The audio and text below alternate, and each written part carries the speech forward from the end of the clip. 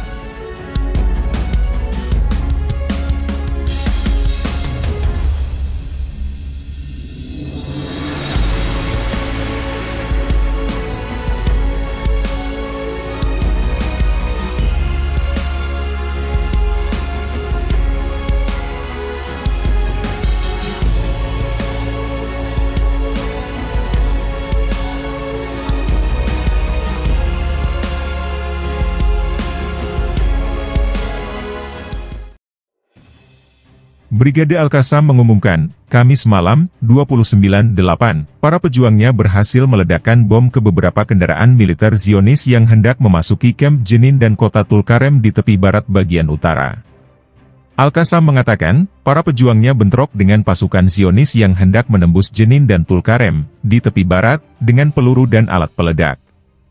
Faisal Salama, Wakil Gubernur Tulkarem, dan Koordinator Komite Pasukan dan Aktivitas Palestina di kota tersebut, mengatakan, pasukan Israel melakukan serangan menyeluruh terhadap kamp tersebut, mencegah masuknya kebutuhan warga, dan menghambat kerja ambulans dan kendaraan pertahanan sipil. Ia menyebutkan, warga, selama 2 hari berturut-turut, hidup di tengah pemberlakuan jam malam, serta pemadaman listrik, air, dan komunikasi.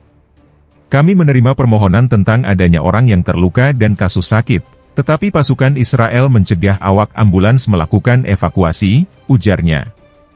Dia menambahkan, pasukan Israel menyerbu rumah-rumah warga Palestina dengan meledakkan pintu dan tembok, serta melakukan penangkapan dan penyelidikan lapangan di tengah pelecehan, pemukulan dan penghinaan. Dia menyatakan bahwa puluhan warga ditangkap dan menggambarkan situasinya berbahaya. Di kamp tersebut, suara tembakan dan ledakan terdengar dari waktu ke waktu, menurut saksi mata.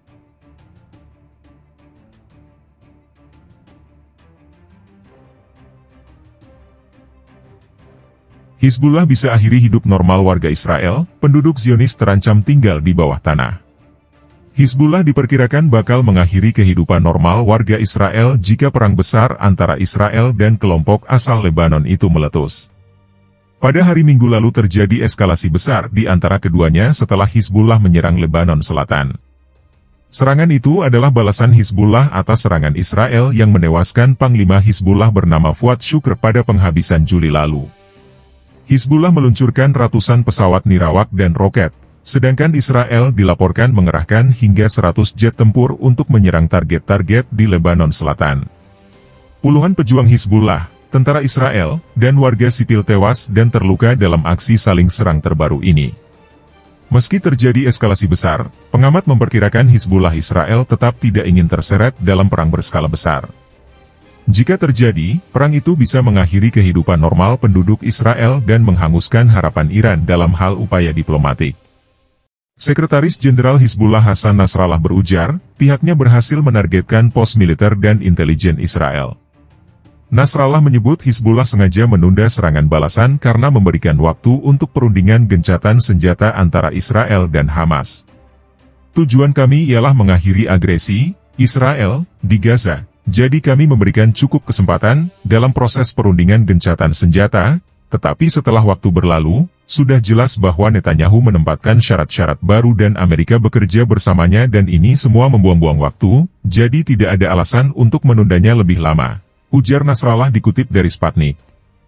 Dilaporkan, maskapai besar mulai membatalkan penerbangan dari Beirut dan Tel Aviv dan sebaliknya karena takut perang besar akan pecah. Tak ada yang menginginkan perang habis-habisan. Koordinator Bidang Urusan Internasional di Institut Kebijakan Publik Issam Fares Beirut, Yegia Tashjian, mengklaim baik Israel maupun Hizbullah tak menginginkan perang besar.